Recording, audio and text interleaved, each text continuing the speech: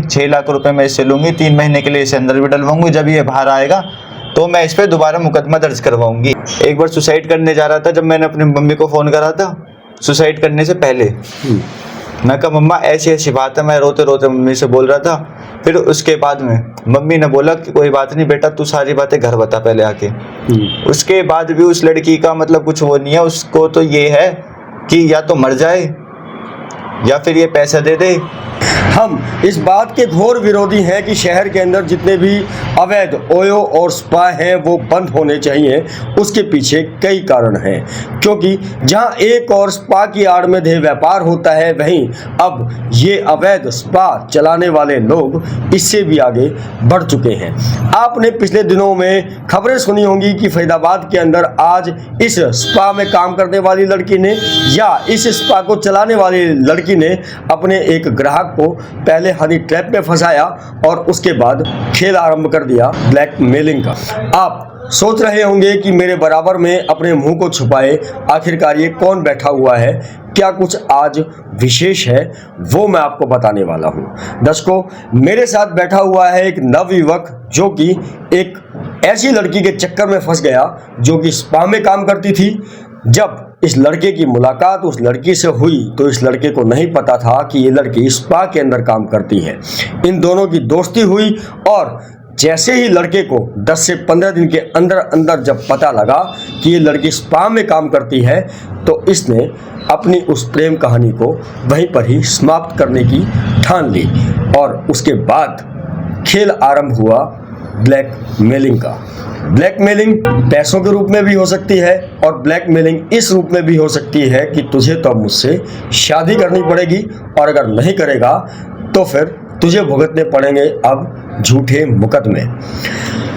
युवक है एक हमारे साथ, नाम नहीं हम डिस्क्लोज कर सकते, इसी की जुबानी सुनेंगे कि आखिरकार पूरी कहानी है क्या। सर वो ब्लैकमेल करती थी मेरे को। कौन है लड़की, नाम ना बताएं, कहाँ काम करती थी, आप पहली बार कहाँ मिले उस लड़की से, कितने दिन हो गए, कितने साल हो गए और अब आज हालात क्या है कि आप आत्महत्या करने तक के कदम को उठाने की सोच रहे हैं। आज से 2 साल पहले करीबन इसकी मुलाकात मेरे से हुई थी डायमंड ओयो में, वो भी एक बर्थडे पार्टी में। तो जब इससे और मेरा नंबर एक्सचेंज हुआ था, इसने बात करी, जब मेरे को पता लगा कि ऐसे ऐसे है, स्पा में काम करती है, तो मैंने इससे पीछा छुड़ाने की सोची कि मैंने कि अब ये हम कहानी वैसी नहीं, स्पा में अगर ये लड़की काम करती है तो फिर आपने पीछा छुड़ाने की क्यों सोची? स्पा के अंदर तो मसाज वगैरह होती हैं, थेरेपी होती हैं। सर वहाँ इलीगल काम भी होते हैं वहाँ पे, जैसे कि मेरे को पता है, जैसे कि उन्होंने मेरे को बताया है सारी चीज़ें। और इसने मेरे को ब्लैकमेल करना कब से स्टार्ट करा, इसके दोस्तों ने मेरे से बोला था और इसने मेरे दोस्तों पे आके भी बोला था, मेरे मोहल्ले में सबको धमकी दी थी कि 6 लाख रुपए का मैं इससे केस करूंगी। बहुत ज़्यादा परेशान करती है, मेरे मोहल्ले में आती है, मेरे मोहल्ले में बदनामी करती है, अपनी लड़कियों को लेकर आती है साथ में, उनसे पूछती है, मेरे बारे में भला बुला कहती है, माँ बाप को भी टॉर्चर करती है और मुझे टॉर्चर करती है कि और मेरे पास आ जाती है तो ये मेरे से यूँ को कहती है कि तू मेरे साथ ही रहेगा और तू अपने फैमिली से दूर हो जा। ये मेरे को बहुत सी चीज़ें मतलब ऐसे भड़काती है मेरे माँ बाप के बारे में। लेकिन मैं एक बार सुसाइड करने जा रहा था, जब मैंने अपनी मम्मी को फ़ोन करा था सुसाइड करने से पहले, मैं कहा मम्मा ऐसी ऐसी बात है, मैं रोते रोते मम्मी से बोल रहा था। फिर उसके बाद में मम्मी ने बोला कि कोई बात नहीं बेटा, तू सारी बातें घर बता पहले आके। उसके बाद भी उस लड़की का मतलब कुछ वो नहीं है, उसको तो ये है कि या तो मर जाए या फिर ये पैसा दे दे। वो मेरे को अपने मरने की धमकियाँ भी देती है कि अगर तू मेरे साथ नहीं रहेगा तो मैं हाथ काट लूँगी। उसने ये हरकत 2-3 बार करी भी है, उसने अपने हाथ भी काटा है, सुसाइड करने की कोशिश भी करी है और वो बहुत तेज़ दिमाग की लड़की है, बहुत झूठी है। एक बार उसने ऐसी सुसाइड का बहाना मार के एक हॉस्पिटल के अंदर हॉस्पिटल वाले को 5000 रुपये देकर उसमें एडमिट हुई थी, वो भी झूठे को। उसके बाद में जब मैं वहाँ पे जाता हूँ, जब मेरे को पता लगती है, वो हंसती हुई निकलती है वहाँ से। जब हॉस्पिटल वाले ने भी बताया मेरे को कि ऐसी ऐसी बात थी कि इसने 5000 रुपये दिए और ये झूठा खेल खेला मेरे साथ में कि मैं सुसाइड कर रही हूँ। फरीदाबाद पुलिस से क्या गुहार लगाना चाहोगे आप?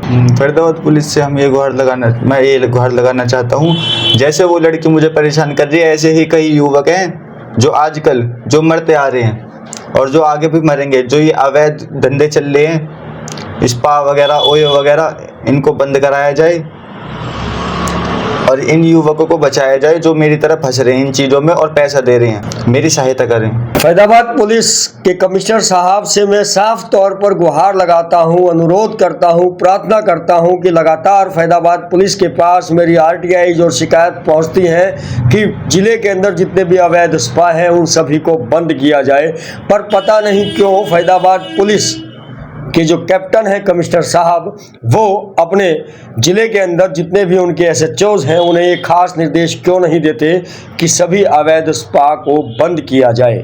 वाकई में पुलिस का इस तरह का जो ढुलमुल रवैया है मुझे ये सोचने पर मजबूर कर देता है कि कहीं ऐसा तो नहीं कि पुलिस की साठगांठ इन लोगों के साथ है, कहीं ऐसा तो नहीं कि पहले तो इस तरह के युवकों को फंसाया जाए, उसके बाद जो लड़कियां हैं जो इन्हें ब्लैकमेल करती हैं उनकी दरखास्त के आधार पर पुलिस FIR दर्ज करे और इस तरह के युवकों को अपना जीवन बर्बाद करना पड़े। कहीं ना कहीं ये वाकई में बड़ी दयनीय स्थिति है जिला फैजाबाद के युवकों के लिए। स्पा, अवैध स्पा और उन स्पा के अंदर जो अवैध व्यापार होता है वाकई में फैजाबाद के लिए एक नासूर बन चुका है।